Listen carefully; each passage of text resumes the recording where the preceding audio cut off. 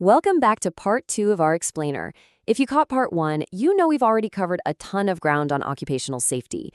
But today, we're zooming in on a really fascinating subtopic, human error, and specifically its role in workplace safety. Now, we're going to flip the script a bit here. We're tossing out the old idea of human error just being a careless mistake by an employee. Instead, we're looking at the physical reality of what we call ergonomic mismatch. Because honestly, what usually gets written off as just user error is actually a total failure in human factors engineering. When a workstation literally fights against the human body, mistakes and injuries aren't just likely, they are inevitable. So today, we're going to unpack this biomechanical reality alongside the strict Malaysian legal frameworks built to protect workers from it. All right, let's quickly run through our syllabus for today. We'll be hitting the Malaysian WMSD epidemic, the RSI cycle explained, anthropometry and workstation design, Malaysia's legal safety shield, employer and employee duties, and finally, assessing and controlling risks. Okay, Section 1. The Malaysian WMSD epidemic, the staggering reality. Let's look at the real-world stakes in our workplaces right now. Just take a look at these numbers. We're seeing a mind-boggling 87 to 99% prevalence of work-related musculoskeletal disorders, or WMSDs, reported among Malaysian office workers. I mean, wow. These disorders easily rank among the top 3 occupational health problems in Malaysia today. To put that into perspective, we're talking about medium to high-risk baseline scores for your average university and office staff. And that is before anyone even attempts any ergonomic interventions. It's basically a quiet, invisible epidemic of chronic pain and completely drained productivity. Moving right along to Section 2, the RSI cycle explained, how the body breaks down. Let's see exactly how these injuries build into a vicious loop. Because here's the thing, this cycle almost never happens overnight from one catastrophic event. It operates a lot more like interconnected gears. It kicks off with Step 1, an ergonomic mismatch, where the setup demands unnatural movements that push past the body's natural limits. That directly cascades into Step 2, hazardous exposures, like being stuck in awkward static postures all day. Then, inevitably, we hit Step 3, microtrauma. This is where muscle and tendon fibers sustain these tiny microscopic tears. And if you combine that with Step 4, insufficient recovery, skipping rest breaks, your tissue repair is just completely blocked. Ultimately, this grinding process locks you into Step 5, chronic inflammation and a full-blown repetitive strain injury. And this heat map brilliantly illustrates the end result of that whole cycle. It's kind of like a geographic map of pain, showing how different jobs literally degrade different parts of the body. See, office support staff, they suffer chronic cervical strain in the neck and shoulders, totally driven by static sitting. Meanwhile, your manufacturing assembly workers, who deal with awkward postures and highly repetitive tasks, well, they light up the lumbar region and rotator cuffs. And don't even get me started on lab techs and construction crews. They face severe lower body and joint degradation from heavy lifting and severe postural mismatches. So how do we fix it? That brings us to Section 3, anthropometry and workstation design, engineering the solution. To break this RSI cycle, we have to look to the science of measurement.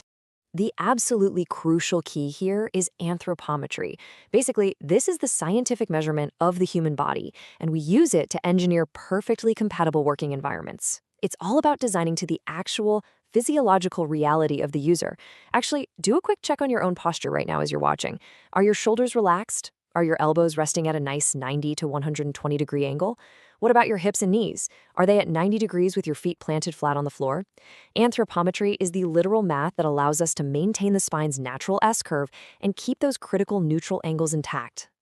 Notice the stark contrast here. On the left, you've got a high-risk setup that stubbornly forces the human to adapt to rigid machines. The worker is constantly reaching outside their primary strike zone, which tortures the shoulders, all while staring at a fixed screen with a hunched spine. But on the right, an ergonomic workspace flips that entirely. High-use items are right there in the primary reach zone. It uses dynamic seating and fully adjustable equipment to keep the worker's joints perfectly aligned. The machine adapts to the human, not the other way around. And guys, that right there is the core of eliminating so-called human error and injury caused by bad design. All right, shifting gears to Section 4, Malaysia's Legal Safety Shield, OSHA 1994. Now that we understand the biomechanical stakes, it's time to drop the legal hammer. Listen, in Malaysia, ergonomics is not some fancy corporate wellness perk. It's not a luxury. Under the Occupational Safety and Health Act of 1994, specifically Act 514, adapting the work environment to human physiological and psychological needs is a strictly mandated legal objective. It is literally one of the foundational shields of the law, right up there with general workplace safety. So if your workplace is causing those microtraumas we just talked about, there's a very good chance it is in direct violation of this foundational law. Which leads us perfectly into Section 5, Employer and Employee Duties, the legal scales. Let's break down exactly who bears the weight of this mandate. Now, what's really fascinating about this legal balance is that it's absolutely a two-way street. Section 15 puts the heavy operational burden squarely on the employer. They've got to provide and maintain systems of work that are safe, without health risks, and they have to provide all the necessary training. But look at the other side of scale. Section 24 counters that by demanding employees actually take reasonable care, actively cooperate, properly use their protective gear, and comply with safety instructions. Because think about it, our perfectly engineered $2,000 ergonomic chair does absolutely nothing if the employee refuses to sit in it correctly, right? Next up is Section 6, Assessing and Controlling Risks, Putting Law into Action. So how do companies actually pull this off without just guessing? Well, Section 18B answers that by legally requiring a continuous methodical loop. Step 1, you have to formally identify postural hazards at the workstation. Step 2, you evaluate those risks, specifically assessing the severity and probability of WMSDs. Step 3, you implement ergonomic controls to either eliminate or drastically reduce those risks. And finally, Step 4, you endlessly monitor the effectiveness of the new setup and tweak it as needed. It's a constant, never-ending cycle of improvement. Now, to evaluate those risks properly in Step 2 of that cycle, OSHA professionals rely on standardized diagnostic tools. The two heavy hitters you really need to know are ROSA and RULA. ROSA stands for Rapid Office Strain Assessment, and it is tailor-made to quantify static computer strain in office environments. On the flip side, we have RULA, or Rapid Upper Limb Assessment.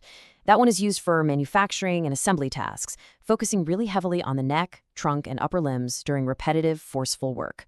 Both of these tools plug directly into the comprehensive DOSH Ergonomics Risk Assessment Framework.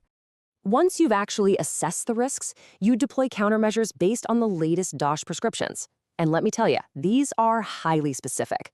The 2024 guidelines strictly outline seating requirements, demanding dynamic adjustability and specific lumbar support to offload that shoulder strain. For your screens, they mandate precise line-of-sight geometry to prevent you from flexing your neck all day. If you're doing standing work, mandatory anti-fatigue matting and footrests. And for manual handling, loads absolutely must be kept close to the body's center of gravity without any weird torso twisting. But honestly, why wait until the workstation is built to find out if it's going to hurt people? The ultimate future of risk control right now is digital human modeling, or DHM. This technology is a total game changer. It lets engineers simulate workstations using fully rigged 3D human avatars.